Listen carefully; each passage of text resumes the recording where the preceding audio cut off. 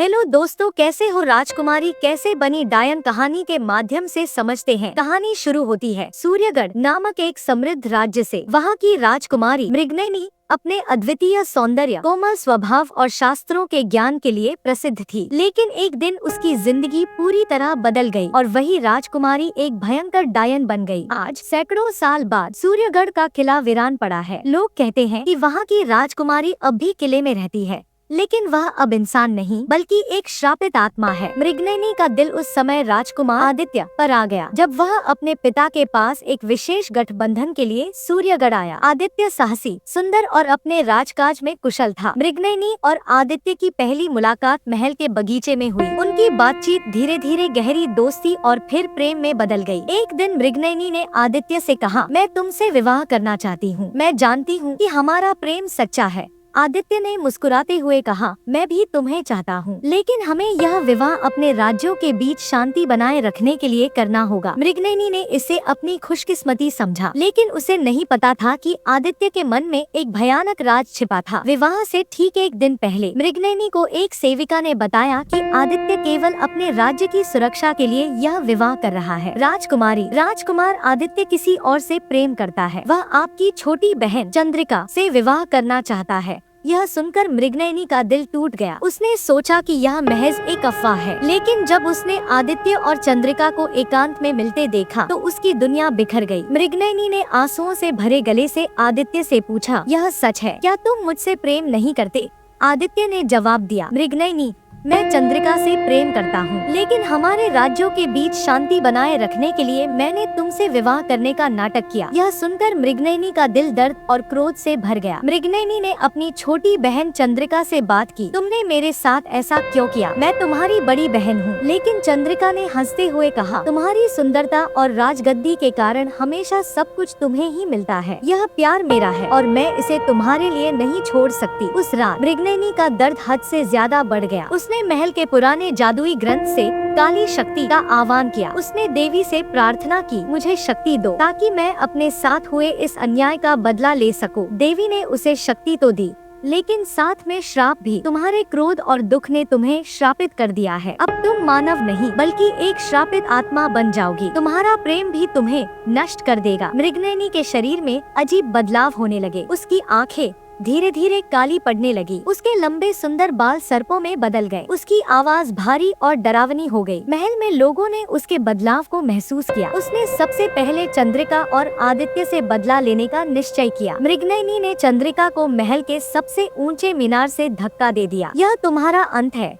बहन। अब देखो प्यार का दर्द क्या होता है। आदित्य को उसने जादू से एक पत्थर में बदल दिया। तुमने मेरा दिल पत्थर बना दिया। अब तुम हमेशा के लिए पत्थर रहोगे। लेकिन इन कृत्यों ने उसकी आत्मा को और भी काला कर दिया। उसकी शक्ति इतनी बढ़ गई कि सूर्यगढ़ का पूरा किला श्रापित हो गया। मृगनयनी अब पूरी तरह डायन बन चुकी थी। उसकी छाया किले की दीवारों पर दौड़ती थी। रात में उसकी हंसी किले के कोनों में गूंजती थी। जो भी किले के पास आता वह रहस्यमय तरीके से गायब हो जाता। कहते हैं कि उसकी आत्मा प्रेम की तलाश में भटकती रहती है। वह अब भी उस व्यक्ति की तलाश में है जो उसे सच्चे दिल से प्यार कर सके। सैकड़ों साल बाद एक शोधकर्ता अर्जुन सूर्यगढ़ के किले के रहस्यों का अध्ययन करने वहां पहुंचा। वह डायन की कहानियों पर यकीन नहीं करता था। किले में दाखिल होते ही उसे मृगनयनी की परछाई दिखाई दी। उसने एक कोमल आवाज सुनी, क्यों आए हो अर्जुन? क्या तुम मेरे प्रेमी बनने आए हो? अर्जुन ने चौंक कर कहा, कौन हो तुम? मैं यहाँ सिर्फ इतिहास की तलाश में हूँ। मृगनयनी की हंसी गूंजी, इतिहास नहीं, तुम अपने अंत की तलाश में आए हो। अर्जुन ने महसूस किया कि किले के दरवाजे बंद हो गए थे। मृगनयनी की आत्मा उसके सामने प्रकट हुई। उसने कहा, अगर तुम मुझे सच्चा प्रेम नहीं दोगे तो तुम्हारा अंत भी आदित्य की तरह होगा। अर्जुन ने डरते हुए जवाब दिया, मैं तुमसे प्रेम नहीं कर सकता। तुम एक श्रापित आत्मा हो। मृगनयनी गुस्से से चिल्लाई, तुम सबने मुझे धोखा दिया। अब मैं तुम्हारी आत्मा को अपना बना लूंगी। अर्जुन ने भागने की कोशिश की, लेकिन वह अंधेरे में खो गया। उसकी चीख किले के गहराई में गूंजती रही। कहते हैं कि आज भी सूर्यगढ़ के किले में रात को अर्जुन की चीखें सुनाई देती हैं। मृगनयनी अब भी अपने सच्चे प्रेम की तलाश में है। अर्जुन की चीखें धीरे धीरे खामोश हो गई, लेकिन किले के भीतर एक नई अनहोनी की शुरुआत हो रही थी। मृगनयनी का प्रेम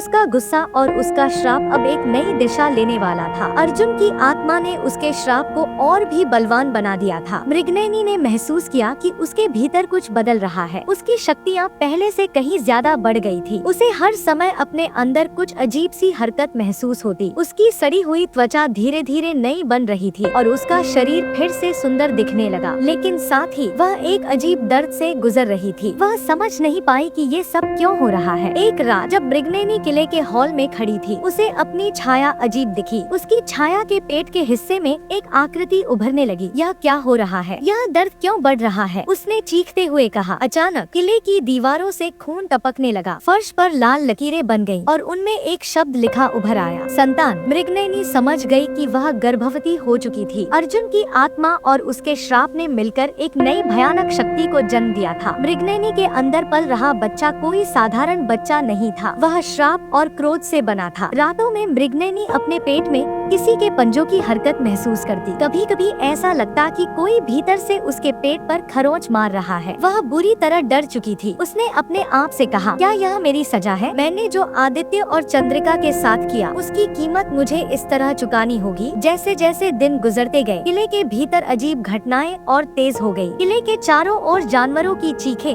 गूंजने लगी। मृगनयनी का पेट असामान्य रूप से बड़ा होने लगा। हर बार जब वह आईने में खुद को देखती तो अपने चेहरे के बजाय एक दानव का चेहरा दिखाई देता। यह बच्चा मुझे खत्म कर देगा, मुझे इसे रोकना होगा। मृगनयनी ने किले की गुप्त किताबें खंगालनी शुरू की। मृगनयनी को किले के तहखाने में एक पुरानी किताब मिली। उसमें लिखा था, जो स्त्री श्रापित होकर गर्भ धारण करेगी, वह संतान शापित राज की दावेदार बनेगी, लेकिन वह संतान अपने जन्मदाता का अंत करके दुनिया पर राज करेगी। मृगनयनी कांप उठी। यह बच्चा, यह मेरी मौत का कारण बनेगा। आखिरकार वह भयावह रात आ गई। किले के हर कोने से अजीब आवाजें आने लगी। आसमान में बिजली कड़क रही थी। किले की दीवारों से खून बह रहा था। मृगनयनी भयंकर दर्द में थी। वह चीखते हुए फर्श पर गिरी। कोई इसे रोक दो, यह मुझे खत्म कर देगा। उसके पेट से खून की धाराएं फूटने लगी। अचानक एक अजीब सी आकृति बाहर निकली। यह कोई सामान्य बच्चा नहीं था। उसका शरीर आधा मानव और आधा जानवर जैसा था। उसकी आंखें लाल थी और उसके हाथ पंजों जैसे थे। वह जन्म लेते ही जोर जोर से हंसने लगा। तुमने मुझे जन्म दिया माँ, अब यह दुनिया मेरी है।